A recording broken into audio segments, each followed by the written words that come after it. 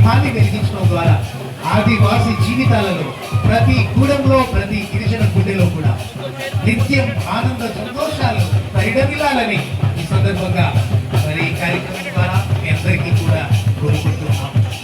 నిజంగా ఇది ఎంతో ఆనందకరమైనటువంటి సందర్భం. ప్రియమైన మిత్రులారా, మన ఆదివాసుల యొక్క జీవన విధానం, ఆనందం, ఆవేశం అన్నీ కూడా కలగలిపి మన సంస్కృతి సాంప్రదాయాలు ఉన్నాయి.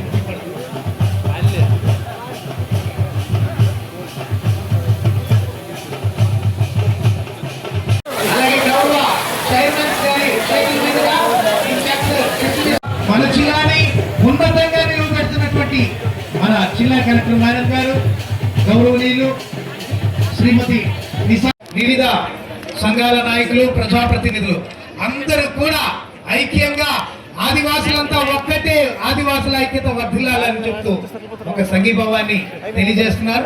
హృదయపూర్వకంగా స్వాగతం పలుకుతున్నాం. ఈ కార్యక్రమాన్ని ఉద్దేశించి ఓపెనింగ్ రిమార్క్స్ ని గౌరవనీయులు యువ ఐఏఎస్ అధికారి, ఆదివాసుల యొక్క ఆశాకిరణం శ్రీ ఆదిత్య వర్మ ఐఏఎస్ గారిని ఈ సందర్భంగా ఓపెనింగ్ రిమార్క్స్ తెలియజేయాల్సిందిగా కోరుతున్నాం.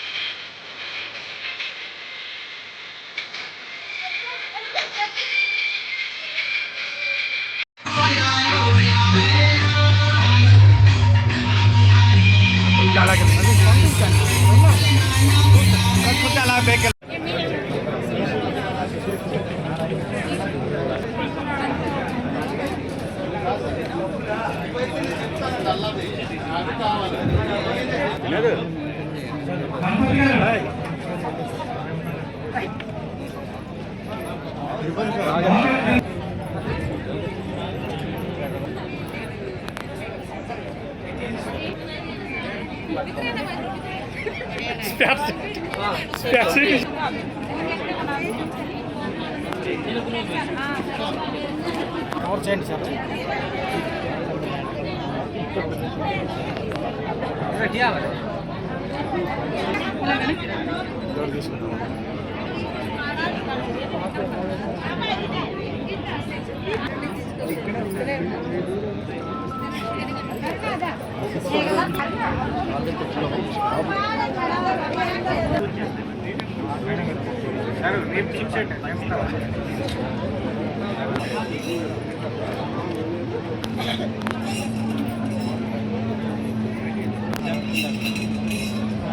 ఫోటో సార్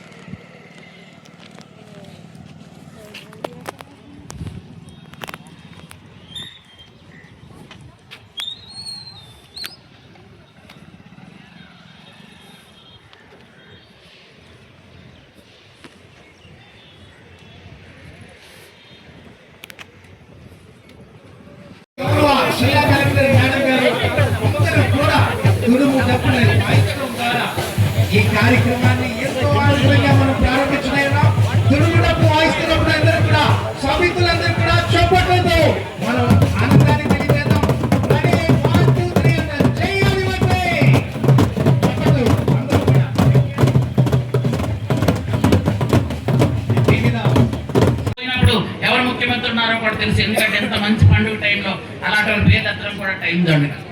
కాబట్టి అలాంటి టైంలో ఆ రోజు నెమ్మక నీరెత్తకుండా ఎలా అసలు అంటే కుంభకర్ణుడిలా పడుకొని ఈ 2 ఏళ్ళకి మాత్రం కనీసం కోర్టులో ఒక కాగితం కూడా ఒక పిటిషన్ కూడా వేయకుండా 2020లో జీవో పోతే 2022 దాకా దాని మీద దృష్టి లేదు వాళ్ళకి.